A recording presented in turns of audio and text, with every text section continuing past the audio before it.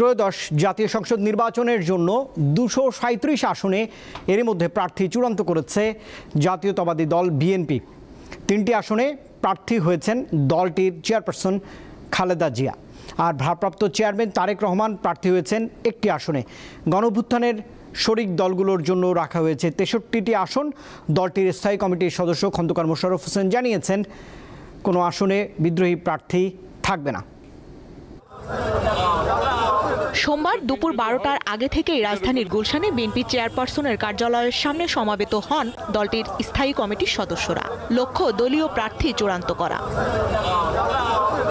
BNP মহাসচিবের নেতৃত্বে ৫ ঘন্টার বৈঠকে ২৩৭ আসনে প্রার্থী চূড়ান্ত করা হয়।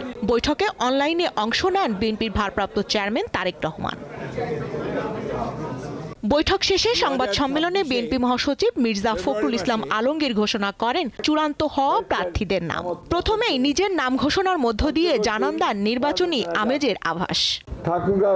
আমি নিজে মির্জা ফখরুল ইসলাম আলমগীর। একের পর এক প্রার্থীর নাম ঘোষণার পাশাপাশি অনেক আসনে প্রার্থী চূড়ান্ত না করার কথাও জানান তিনি। দিনাজপুর ৩ বেগম খালেদা জিয়া, বগুড়া ৬ তারেক রহমান,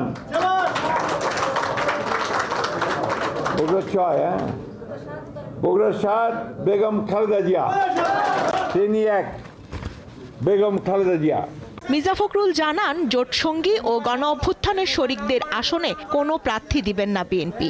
এখানে আমরা বিশেষভাবে উল্লেখ করতে চাই যে আমাদের সঙ্গে যারা যুগপৎ আন্দোলন করেছেন তাদের যে সমস্ত আসনে তারা আগ্রহী, সেই সমস্ত আসনগুলোতে আমরা কোনো প্রার্থী দেইনি। আমরা আশা করছি যে তারা তাদের নাম ঘোষণা করবেন। আমরা আলোচনার মাধ্যমে সেগুলো আমরা চূড়ান্ত করব। পরে বিএনপির জ্যেষ্ঠ নেতারা জানান কোনো আসনে বিদ্রোহী প্রার্থী কেউ হবে না। মনোনয়নের ব্যাপারে যোগ্যতা এবং আমাদের যারা নেতা কর্মীরা এই গত ১৬ বছর নিজেরা কাজ করেছে, স্যাক্রিফাইস করেছে, তাদের মধ্য থেকে আমরা অগ্রাধিকার দিয়েছি। বিদ্রোহী প্রার্থী হবে না এটা আমরা বিশ্বাস করি, কারণ দলের প্রতি সবাই মোটামুটি অনুগত। গণভোট ইস্যুতে রাজনৈতিক দলগুলোকে ৭ দিনের সময় বেঁধে দেওয়াকে প্রতারণার হিসাবে দেখছেন বিএনপি নেতারা। তারা বলেন পিঠ ঠেকে গেছে, দলীয় সিদ্ধান্ত থেকে আর কোনো ছাড় দেওয়া হবে না। গণভোটে তো আমাদের মতামত আমরা জানিয়ে দিয়েছি যে আমরা একই নির্বাচনের দিনই গণভোট চাই এবং এর কোনো ব্যত্যয় হবে বলে আমরা মনে করি না। গণভোট বলে কোনো আলোচনার বিষয় নেই।